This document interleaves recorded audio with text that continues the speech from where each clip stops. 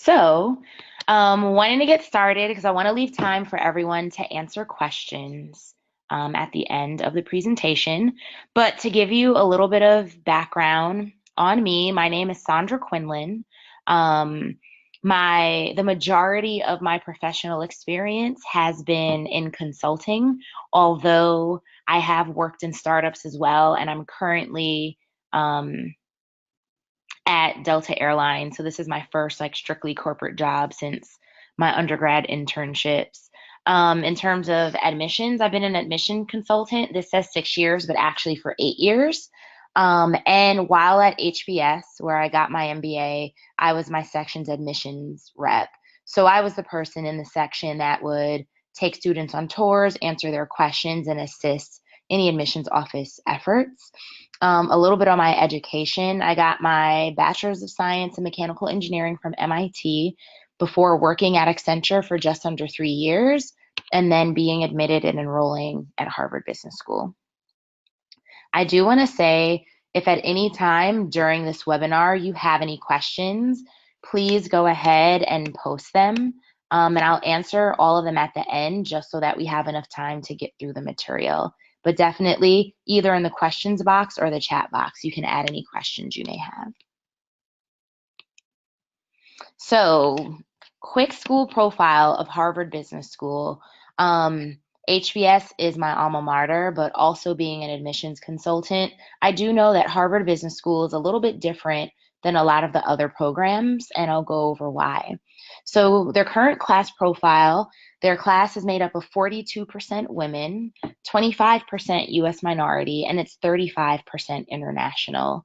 The average age of HBS is around 27, and from my experience, HBS tends to skew a little bit younger on age, although in recent years, I believe that average age has increased a bit. One thing that makes HBS very unique is its class size. So HBS is one of the largest business school programs out there with a class size this year of 928. It varies between 900 and 950 each year, depending on how many people who are accepted actually enroll, and that's called yield. When I was there, I believe it was about 920, 917. So it's a very, very large business school program, but there are aspects of it that make you feel like you're in a smaller school setting, and we'll talk about that a little bit more. So the career profile of Harvard Business School students, as you can see, and this is typical across a lot of MBA programs, the majority of students come from a consulting, financial services, or a high tech background. And that's in part because a lot of times coming from consulting or financial services, in order to progress within your company, an MBA is almost needed. And then high tech, you have a lot of people in startups that want to get that additional business experience in MBA, which can also help them propel. If you do not come from one of these backgrounds, do not feel disadvantaged in the application process. Sometimes being different can make you stand out a lot easier and can really make your profile shine. So this is just what the averages are, but this is no indication of if you come from consulting that your chances of getting in are going to be that much harder, or if you don't come from it, they'll be that much harder. It all really boils down to your profile and how you tell your story during the application process. So in terms of admissions, Harvard Business School has an 11% acceptance rate. The average GMAT score is 730. And keep in mind that this is average. It's not the range. So I know people that have been admitted with GMAT scores even in the high 500s. And while I would not aim for that, I would definitely aim for mid 700s.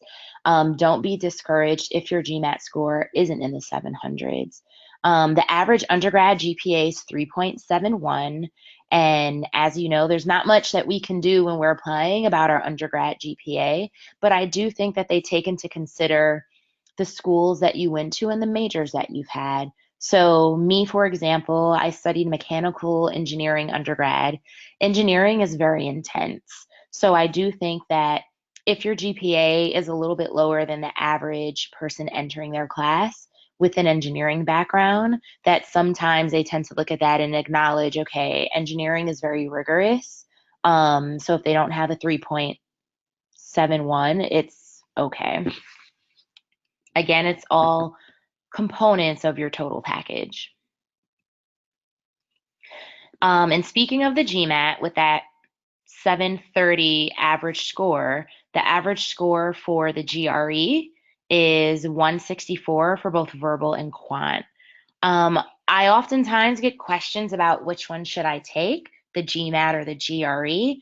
And in terms of the admissions committee, there's not really a big difference. I would say whichever test you decide to take, do your best to do your best.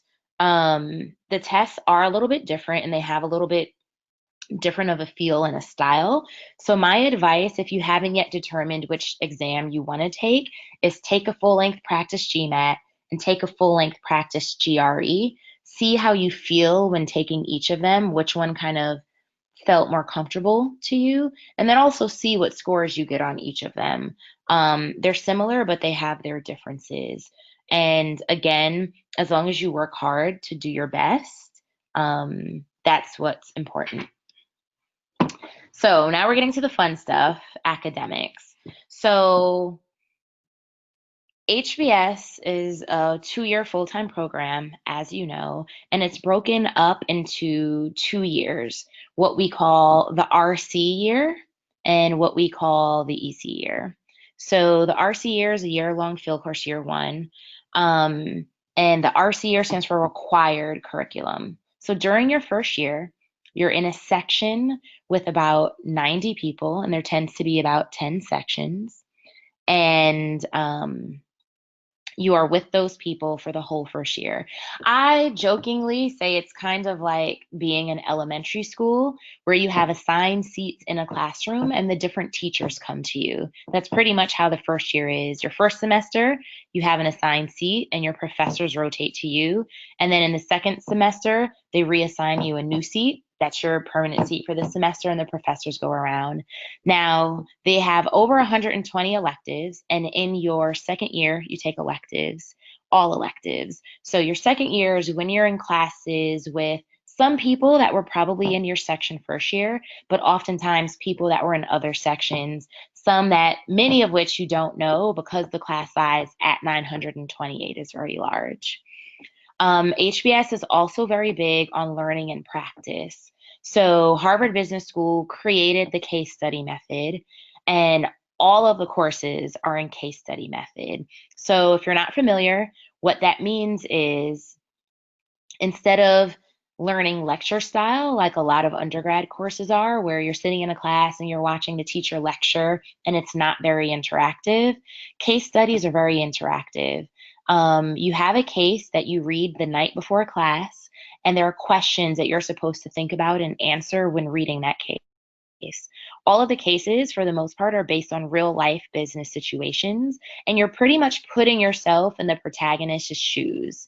What would they do? If I was in this situation and I got an offer to sell my business, what would I do and why? And the majority of the class is a big discussion going back and forth with your section mates about why you would do this, why you wouldn't do that. Harvard Business School also has field-based learning, which you take advantage of mostly in your second year, and international immersions. A lot of business schools do have opportunities to study abroad with HBS. That's now a part of the curriculum. In some cases, you may get assigned, and they're all randomly assigned. So in some cases, you may get assigned to a project that's US based.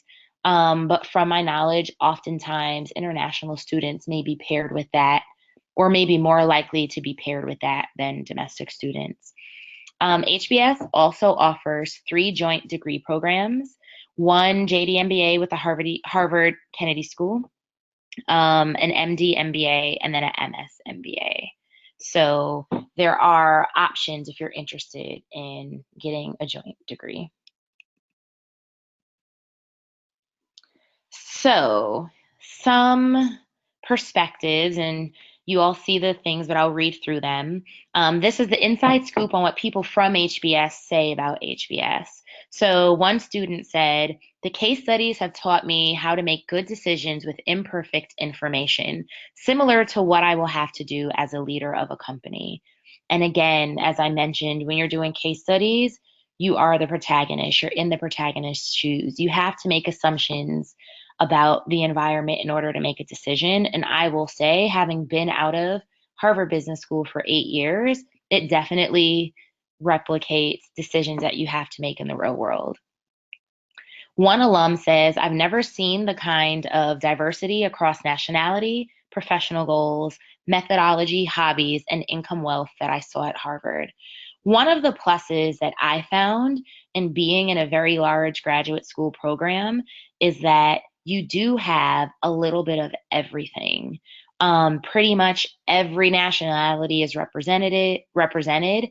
And for me, being curious about other career paths, I knew going to a school that had a vast alumni network that I could tap into would be helpful for me. Another student said, the cases have presented a vehicle to really understand the thinking of the broadest array of experts and leaders I've ever met, my classmates. So Harvard Business School, and again, I'm an alum, so I'm slightly biased, but it's a magnificent program, and you really do meet people that have already made great accomplishments in their career and will go on to make great accomplishments.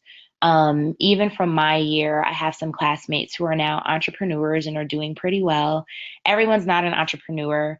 Myself, for example, I did take off some time to give it a try, but I'm back in corporate. And just the variety of fields that we've all gone into, it's very interesting to watch everyone develop and grow upon graduation. Again, I do want to say, if you have any questions, feel free to message them in the chat box or the question box, and we'll get to them at the end of the presentation. So the strength of the MBA program at Harvard Business School relies upon a diverse student body from all walks of life, all industries and functions, and all ways of thinking.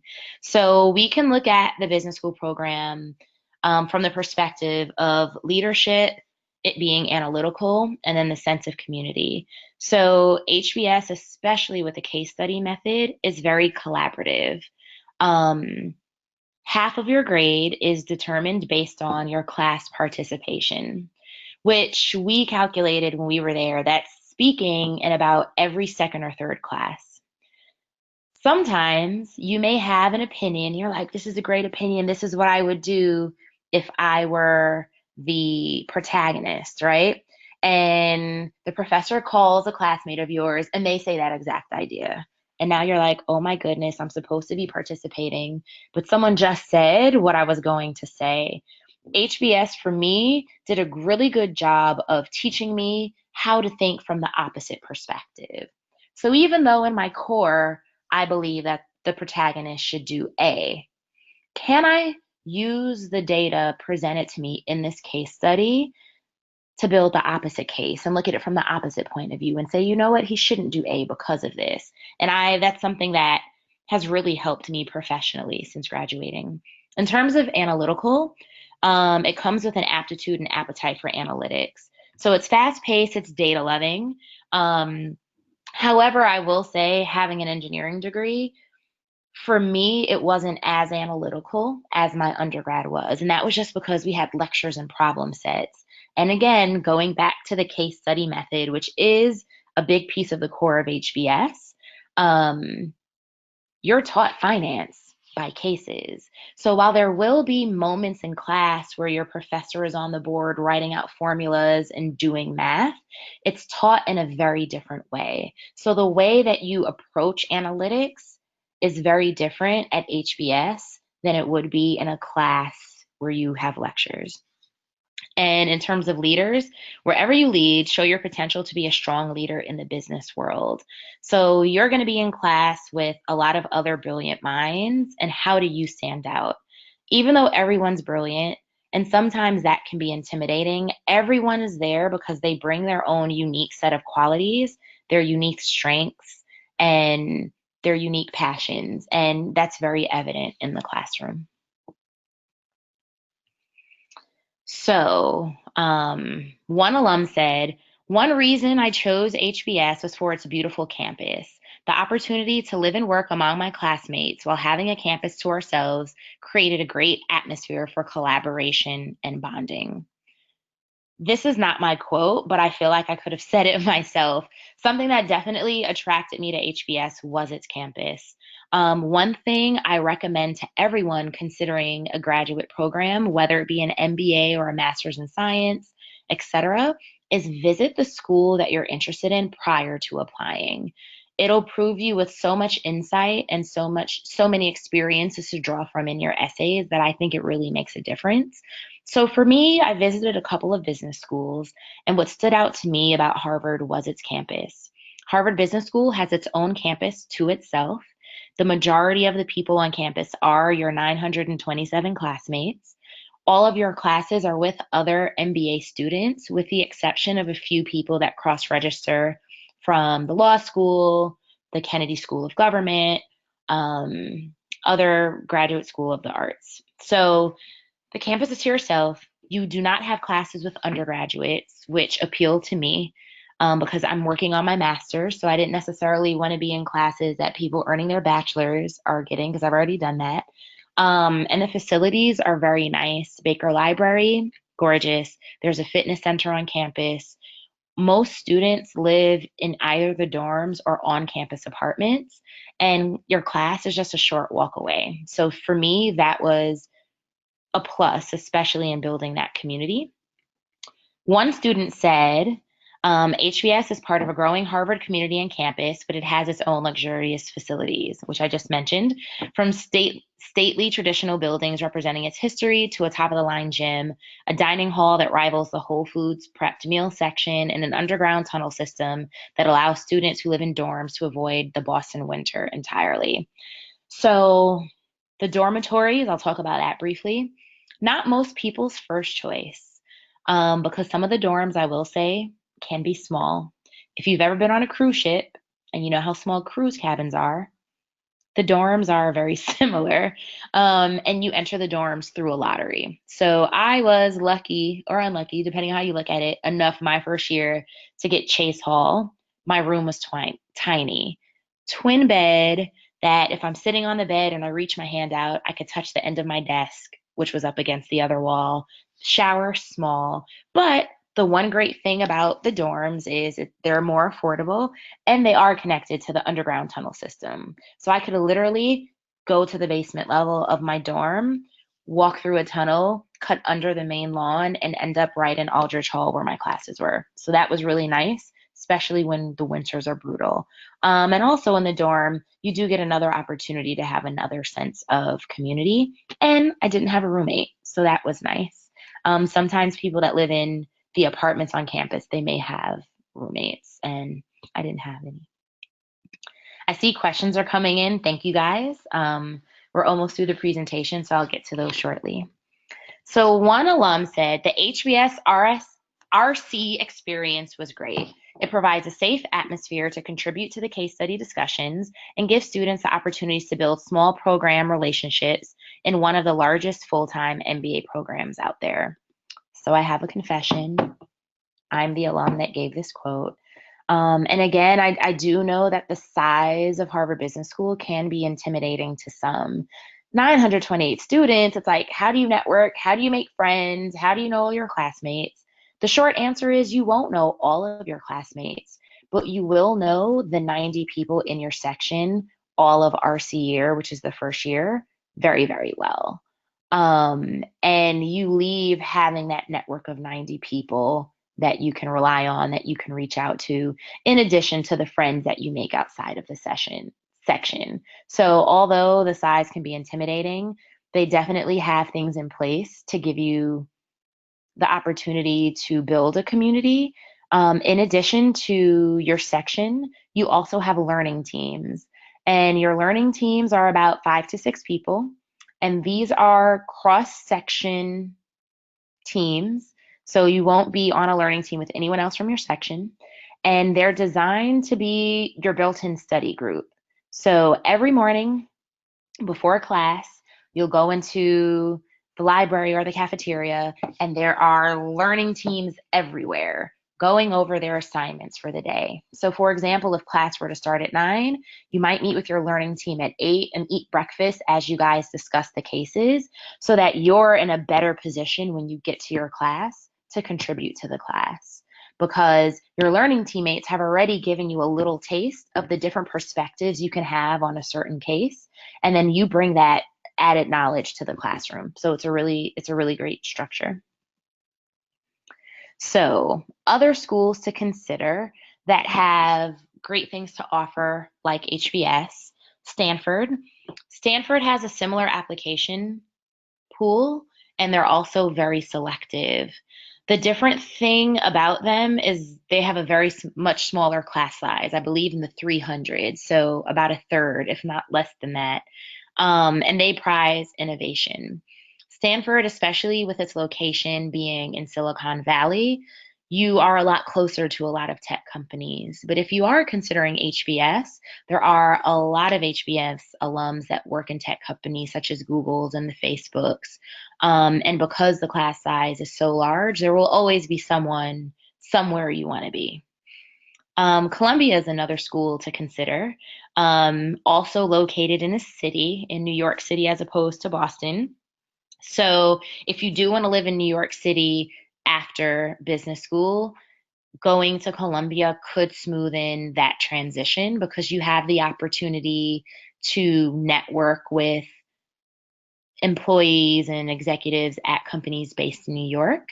It's city-centric culture, and it also has a smaller class size.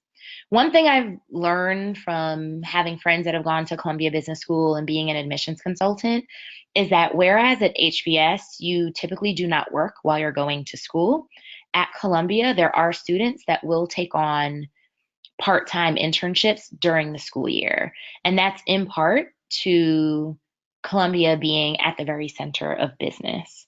And if you have looked at the Columbia application, one of the essay questions talks about how will you take advantage of being at the very center of business? And that's one way you can. Wharton is another similar school in terms of academics, just being really well known for the academic rigor of the program. However, Wharton tends to be more known for analytical subjects like finance. So if you're really interested in finance, Wharton is a good place to go. If you're not interested in finance, but you come from a liberal arts background and you want to deepen your knowledge of finance, that could also be a good place to go. It also has a large class size, I believe around the 700s, and they're also a top 10 school. They mix their learning style with case studies and experiential learning and lectures. So there um, you won't be learning your quant classes like finance case study. It will be lecture style. So one good thing to know as you look at different business schools is understand how you learn, and see what best fits you. But again, if you do visit the campuses, you'll have the opportunity to sit in on the class and really see firsthand how that learning experience is for you. The application, this is the fun part. Before you start, you want to know your personal brand, what differentiates you, and you want to paint a clear picture of your dream. I liken the business school application process as you writing a book. So let's say there are 35 of us here. All 35 of us can read the same book and read the same description of what the main character looks like. But to each of us, the main character can look totally different. And why is that? That may be because the author wasn't very specific about what they look like. If I said, oh, the main character, Saundra, is a woman in her 30s, she could be a white woman, she could be a black woman, she could be Latina, she could be Asian, her hair could be straight, it could be curly, and we all will use our own life experiences or imagination to project what we think this woman in her 30s named Saundra would look like. Now, if I'm the author and I wanted everyone to envision that same thing, I would give them the same description, right? So she's a woman in her 30s, around 5'6", medium build, chocolate, or not chocolate, caramel complexion, curly hair, and then what we envision that person to look like would be similar. So I always say when you write your essays, you want to paint a clear picture of why an MBA from that school and what you want to do post MBA, both in the short and long term. If you're very vague and you're like, I want to work in consulting, then you're leaving it up to whoever's reading your application to fill in what they think that means for you versus I want to work in consulting for a company such as with a focus on or in a specific industry. Um, in terms of, and I'm working backwards here, differentiation, I oftentimes have clients ask me, okay, what do the admissions officers want to hear? And I always react to that so negatively. It's not about what the admissions officers want to hear. All schools and all admissions committees want you to be authentic. They want to know your authentic self.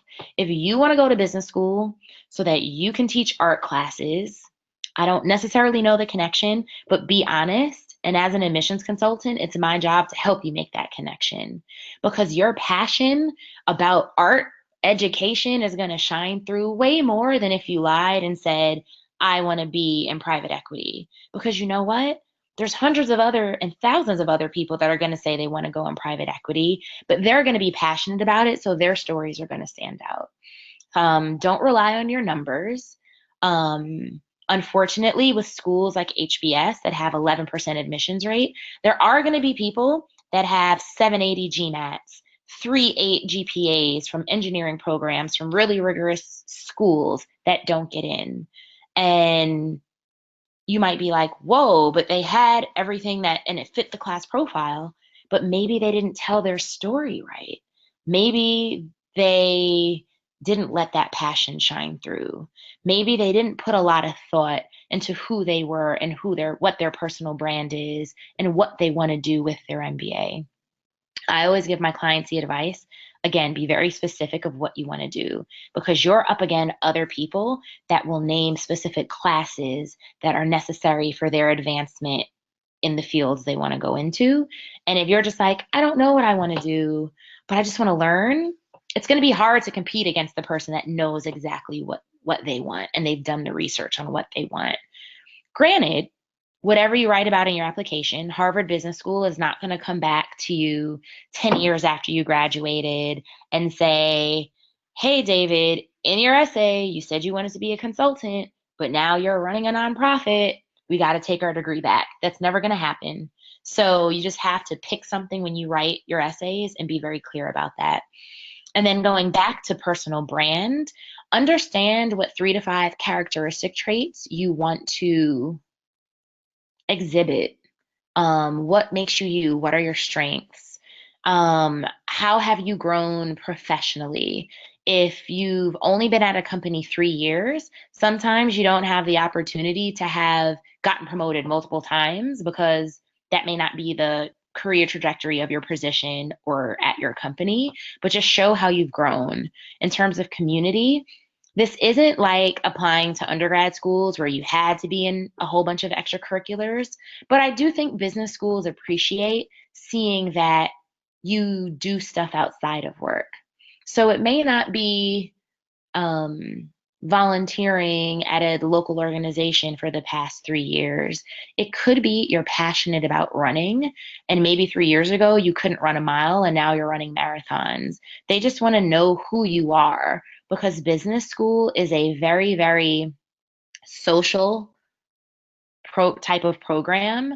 And especially with a case study when you're talking, they want people that are going to get along with other people and they want to know who you are, what your interests are. So when you're admitted and they build those sections, they really do have diversity, not just across nationalities and ethnicities and professional backgrounds, but also personal interests. So that's what I would have to say you really want to hone before you start. Knowing who you are, your personal brand, being authentic and being true to yourself and what it is you want to do and what you want to do with that MBA, painting a clear picture so nobody else can tell your story and it not be told right. Tell your story right so that everyone reads it and believes in you.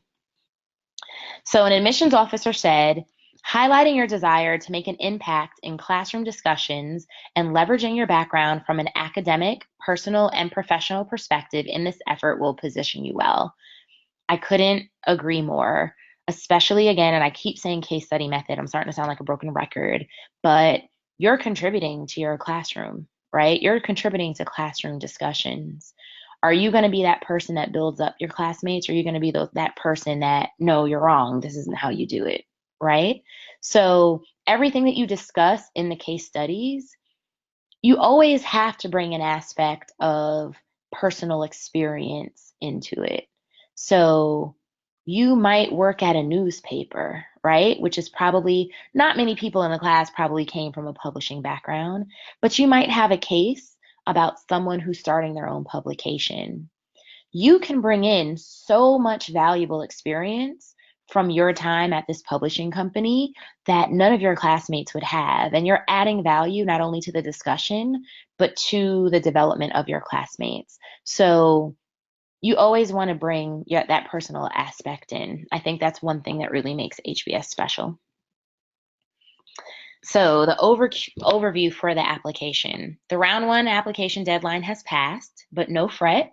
Round two, which is the most common time to apply and where the most seats are offered, is January 4th, 2019.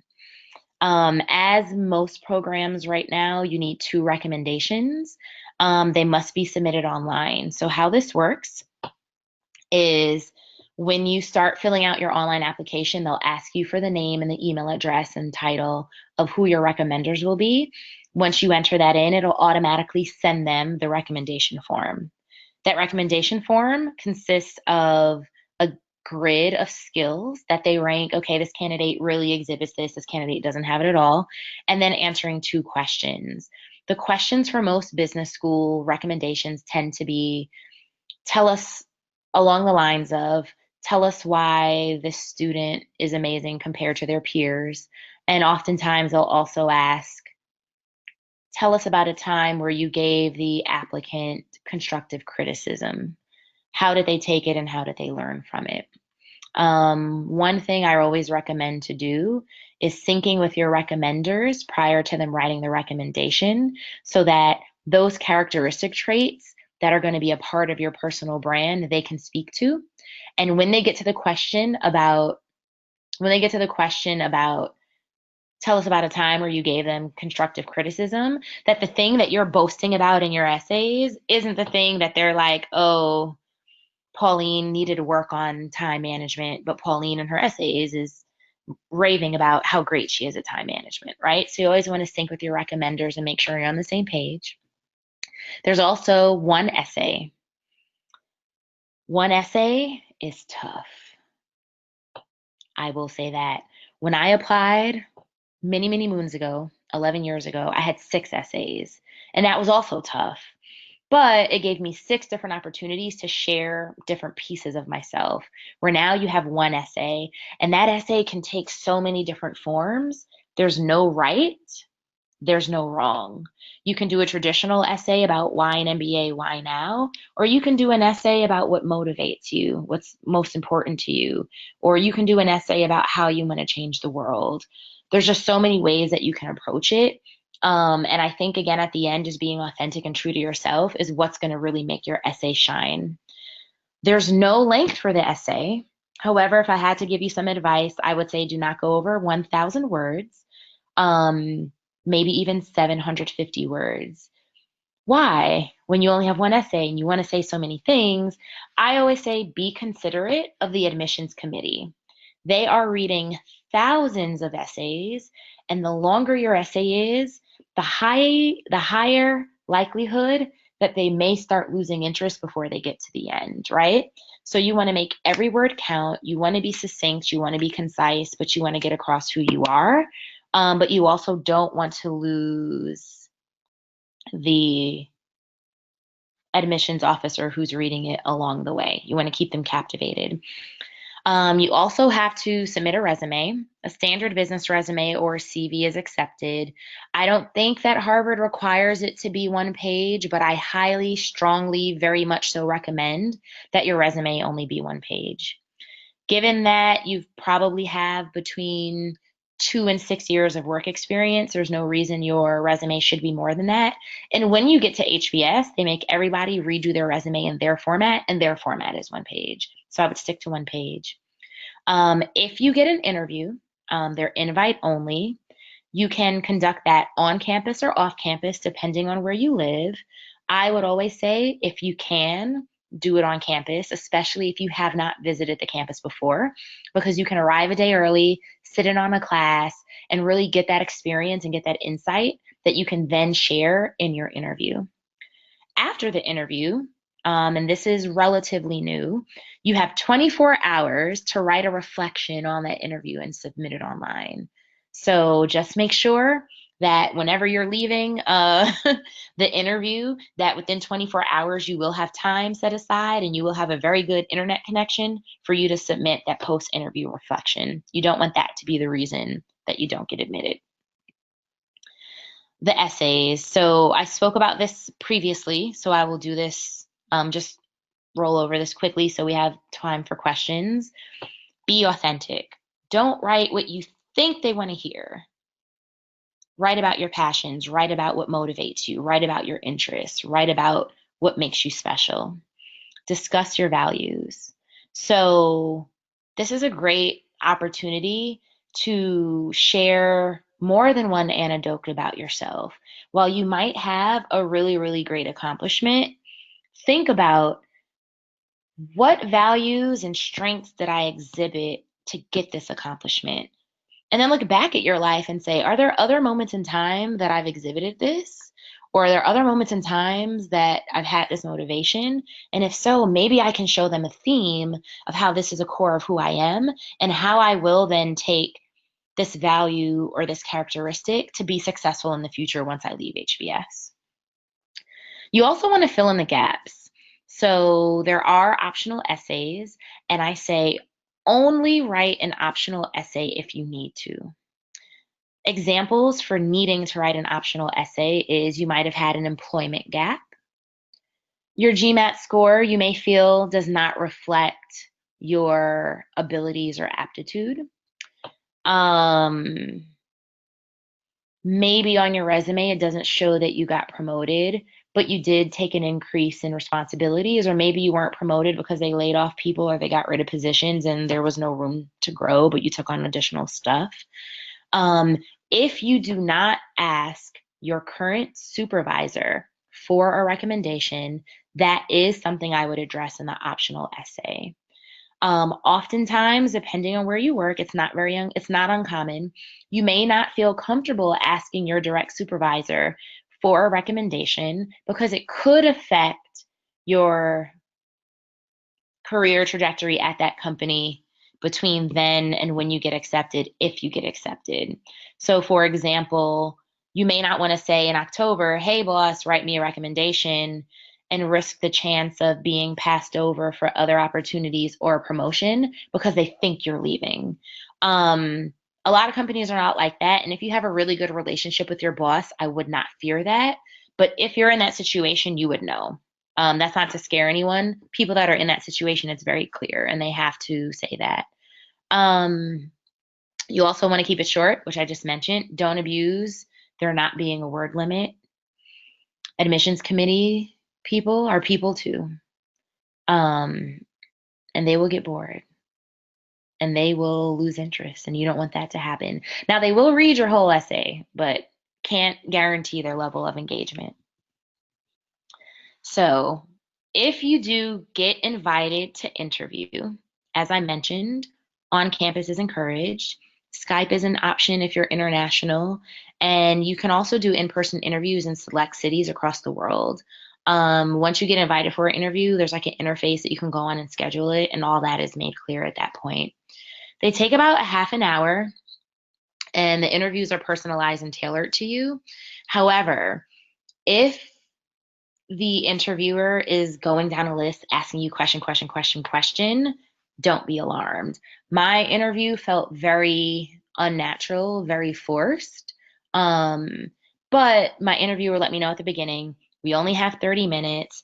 I have about 8 questions I want to ask you, and I want to make sure I get through them. Um, and that was fine. There wasn't a lot of time for just shooting the breeze or talking because everyone that gets interviewed at HBS, the person interviewing you has read your whole application. They know everything about you, and they're going to take this interview to dig a little bit deeper into who you are and get to know you better. So I had a friend, for example, I think that wrote about studying abroad or traveling abroad to a certain region during a significant time that something significant happened, and the interviewer like asked, how was it being in this country during this time? And I know it definitely caught him off guard because he wasn't expecting them to get that personal, but they're very personalized.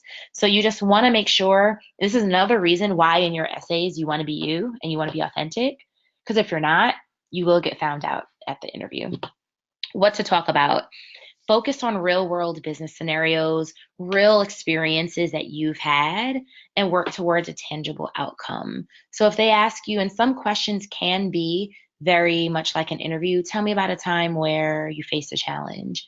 Don't just talk about, oh, this is how I faced a challenge, but talk about what you learned from that experience and how that's made you a better person now. So, next steps, how to get ahead of your competition before you even apply. Admit.me, we have deadlines page that has the deadlines and essays for 75 of the most popular schools, and the URL is right there.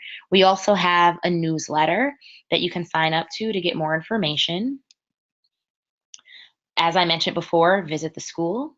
And if you've done all these things and you still feel like you need some help and you really want someone to help you decide what the right story to tell is, or what perspective, or what angle, or clarify your career goals, reach out to Admin Advantage. All of the consultants at Admin Advantage, we've gone through this process ourselves and we've helped many, many others through it. So we understand how it works. Every client is different and we'll tailor our advice and that experience to you. So definitely use Admin Advantage as a resource if you're interested in having one-on-one admissions counseling. Alrighty, that concludes the bulk of the presentation. I am going to go to some questions now, and I want to thank you all for listening to me for this long. I'm impressed. As you can hear, I like to talk, so this was kind of easy. But David Diaz, thanks for joining, asked, can you elaborate on the essay question and how to address it? Thank you. You're welcome. I would say how to address the essay question because it is so open-ended. Really think about why you want an MBA and what you envision your career to be coming out of business school. And if within that lies a passion, something you're passionate about, something you feel very strongly about, I would say use that as a way to start thinking about what you're writing. So, for example, for me, I said my long-term goal would be to start a nonprofit that exposes children who may not have ever been on a plane before to international travel. And for me, that was significant because growing up, my mother was a flight attendant. So even though, funny enough, despite her being a flight attendant, we didn't fly internationally, just me visiting other cities in the US really opened up my mind and just broaden my perspectives compared to my friends that grew up in my neighborhood that had never really left New York City or went too far, further than a car rides out. But it took a lot of introspection and thinking and digging deep to realize that that's why travel is so important to me because I experienced that as a kid. And then after business school, that's when I mean, after undergrad, before business school is when I really caught the travel bug. And I just loved what travel did for me. And I'm like, I want to incorporate this somehow into my future plans. And I thought a nonprofit would be great. Funny enough, I now work for Delta Airlines. So I never thought that was going to happen, but it happened. So again, I think it's like being true to yourself and just being authentic. you never know. So I hope that answered your question, David. Thank you. Question from Sher Khan. I'm visiting HBS in November. What place is a must go? If you're visiting HBS, the first thing I would recommend you absolutely do is sit in on a class. The case study method is like none other, and most people don't experience that in their undergraduate um, academic experiences. So sit in on a case method. It's really cool to watch. Um, I would also say visit the library, go to the areas where learning teams are in the mornings just so you can see that. But I would definitely say if you sit in on a class, you'll be good. And they have tours around campus, do the tour so you can see the really amazing facilities as well. So hope that was helpful. If you have a GMAT score that is not in the 700 range, how do you differentiate yourself? How do you stand out? That's a great question, Pauline, because although the average score is a 730, that does not mean that the range of scores are all in the 700s, right? So how do you differentiate yourself? One thing would be, and this is for all business schools, is to really find a way to demonstrate that you can handle the academic rigors of an MBA program, especially the quant aspect of it. So, for example, maybe you were an English major undergrad, or you were a biology major undergrad, and you didn't take that many really quantitative classes, and maybe you didn't score a 700 on the GMAT. If time permits, and it may be too late for people applying round two, but maybe enroll in a local college course or an online college course in finance or accounting and get an A. That shows them that you've taken the initiative, and it shows them, okay, even though the GMAT math score wasn't super high, we know that they can handle finance because they took this class. Another way that you can differentiate yourself is giving examples of accomplishments that you've done in the workplace. Again, if you can focus on quantitative accomplishments or quantitative work even, that would be really helpful. So maybe you didn't do great on the GMAT, but at your job you got promoted a year ahead schedule, right? Or maybe at your job you got promoted on schedule, but you have added responsibilities and you took the initiative to do something. I would just highlight those things to show your strengths. Let's see. We just did that one. So we have a question from Patrick. What schools were you considering during your MBA application process, and why did you ultimately choose HBS? So Patrick, I've been honest with all of you, but I'm going to be even more honest with you now. I only applied to HBS. Why? Because I'm crazy. Like seriously, that was a very, very bold move on my behalf. However, I applied round one and I was prepared to, if I did not get in, I was prepared to reapply to additional schools the following year. I applied when I had about 2 years of work experience. So I did have time that if I wanted to wait another year. For me, the reason why I ultimately chose HBS, I think in part was because with me going to MIT undergrad and being in Boston, I had the opportunity my senior year in undergrad to visit the business school for a conference put on by the African American Student Union. And that to me had me hooked from then. And knowing in undergrad that I wanted to go to HBS in a couple years, I think I had the advantage of trying to do things, making sure my I's were dotted and my T's were crossed with work, and that I did get my promotion when I was at Accenture, and networking whenever I would meet an HBS alum, meet them, network them. Those were some of the same people who, when I was working on my essays, I said, hey, I'm applying to HBS. Do you mind reviewing my essays? And all of them said yes. So if you know alums from any of the schools you're applying to, definitely use them as a resource. Most of us are more than happy to help our friends or our network or our acquaintances or alumni from our undergrad, best position themselves for that. But give them enough time. Don't send them. I've had people send me essays like the day before the deadline. And it's like, dude, I don't even know you that well. And it's tomorrow. And I have things going on in my life. So just be considerate of people's time.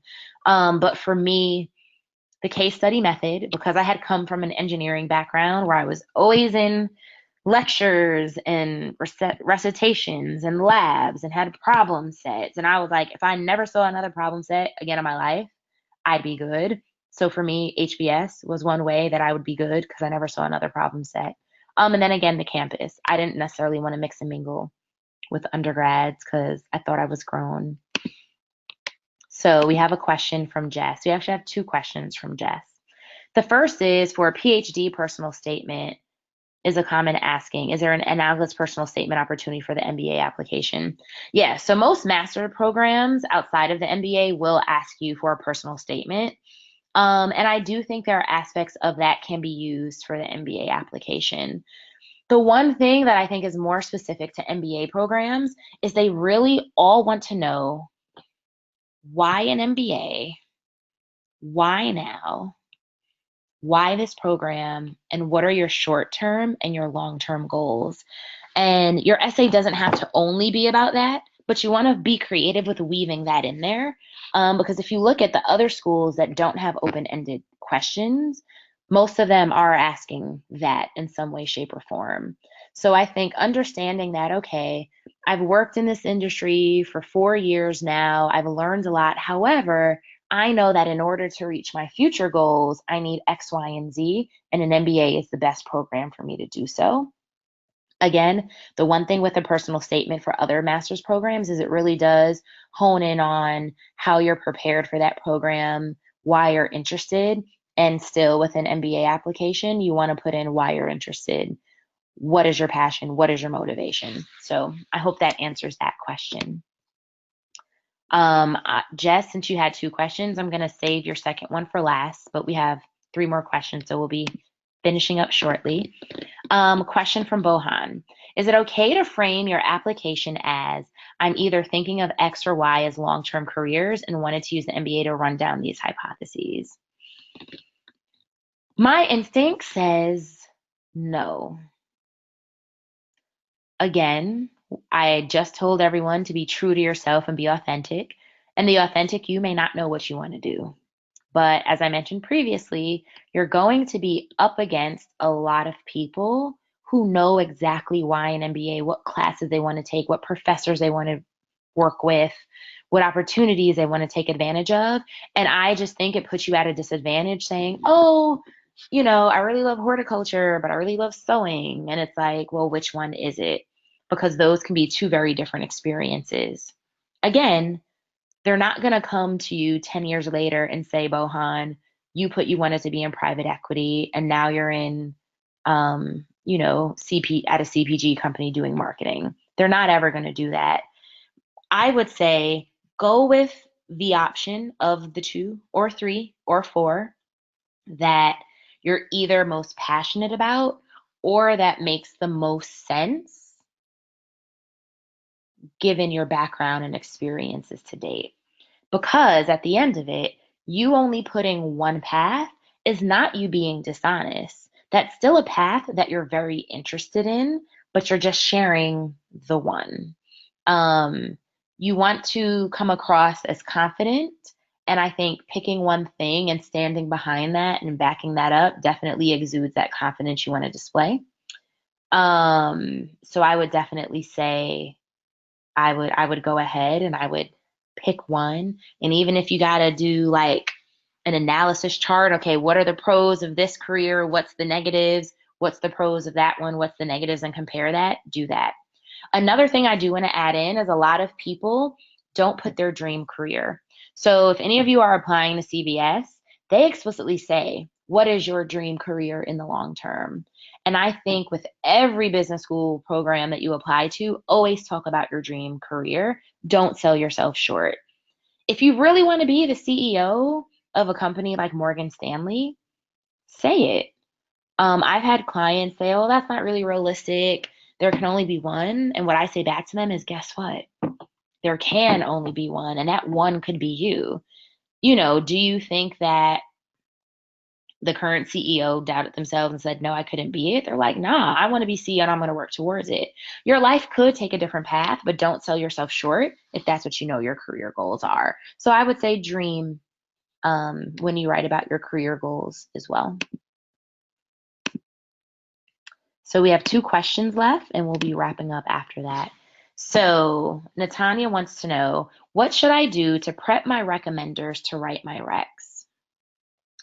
I recommend first identifying what experiences and stories you're going to be sharing in your application and thinking of anecdotes or experiences from work that complement that. So, for example, if you're writing about a time where you were resourceful and determined, it would be great for your recommender to write about you being resourceful and determined. However, the recommendations also serve as another opportunity to show something different about you that maybe you couldn't through your resume or through your essays. So while you want it to be consistent with the person you're presenting, you may also want to take that opportunity to tell a different story. So I wouldn't tell the same story, but I would maybe keep some of the same characteristics. I actually had a discussion today with someone just about prepping your recommenders. We always remember the amazing things we do, and your recommender will remember them too, but probably not at the degree that you do. Your recommender is probably your supervisor, so they probably have other direct reports. They might have been in that role for 6 years, and they remember that you were great on this project, but they may not remember specifically. So I would say, when talking about a time you gave me constructive criticism, can you speak about that time when you told me I was taking on too much and you gave me advice and then I followed it? And give them bullets. Don't write a whole essay for them because it's going to be enough writing your essays as is, but give them bullets about that situation to refresh their memory so that when they do write your recommendation, it's accurate and it's praising you to the highest power. Um, in terms of constructive criticism or a time that they gave you feedback, just make sure the feedback they gave you is like constructive, but like not too negative. So you don't want it to be something that's simple and basic that every MBA student in the program should have, like, um, let's say, for example, Saundra always used to be late to work, and I gave her feedback on being on time, and then eventually she became on time. Being late to work every day is not a trait that any employer, any business school wants to take. Even if that's how you are, you don't want to say it. You want to do weaknesses that are like kind of hidden strengths. Like Saundra was so eager that sometimes she took on more than she could handle, right? Because I'm eager and I'm learning. And I never failed when I took on more than I can handle. My stress just went up. You know what I mean? Or maybe it was time management and understanding how to prioritize. I never missed a deadline, but I could have prioritized better to keep myself out of a pickle closer to the deadline. So those are just some examples. So hopefully that addressed it. But I would just say, think about what scenarios you want them to talk about, write bullets, give it to them, and always ask your recommenders to submit the application at least a week before it's due. So if HBS is due January 4th, maybe you even ask your recommenders, can you have it in before Christmas? That way, if they slip on their timeline, their lack of submitting your application doesn't push you into round 3, because it can and it may. The other thing is, you also want to give them, I would say, 6 to 8 weeks notice if possible. We're about 6 to 8 weeks out now from the holidays. So if you're definitely thinking of applying, start thinking about your story and those anecdotes you want your recommenders to think about, and get that to them now so that they don't feel rushed. Alrighty, and we have a last question. What are some ways to address being an older applicant? Strong technical leadership experience, multiple promotions, 49 years old. So I'm going to be very, very honest with you. I do think that 49 years old would be very, very, very challenging to get accepted into HBS, because in general, MBA programs are targeted for early career, or if you want to make a career shift. And with HBS having a lower average age than most programs at 27 years old, I think they're going to wonder why you're not in an executive education program. So they do have executive MBAs for people that have leadership positions or have more work experience. And I would look into those as opposed to full-time MBAs. Um, Again, just the way that the MBA is designed, and also the salary that you'll make coming out. That's something to also consider. For me, it's like I always want to go up in salary, but I did have friends that had spent 8 years in engineering and were making good money and wanted to pivot to marketing and may have came out of business school making less money. And given that business school is a financial investment, you do want to make sure that you're in the correct position to take care of those student loans upon graduation. But in terms of being an older applicant, I think you would need a very, very, very strong story as to why you're just now applying with 20 something years of experience, especially given that the degree is designed for people with like 3 to 8 years of experience. So I never want to kill anyone's dreams. I don't want to discourage you. But again, I would say look into executive MBA programs because those might be a better fit. So, everyone, that was my last question. We're 4 minutes over. If there are no other questions, I just want to say thank you so much for sticking it out with me for 64 minutes. I appreciate your time. I hope that you found the content in this webinar very helpful. And for those of you that are strongly considering applying to HBS in round 2, which is January 4th, 2019, and are interested in admissions consultants, the help of an admissions consultant, please contact Admin Advantage. I'm available, and there are a lot of other HBS alums, Wharton alums, Stanford alums, Columbia alums, Michigan alums that are here to help you put your best foot forward and really, help you just shine through your application. So keep us in mind. Thank you, everyone, and have a great evening.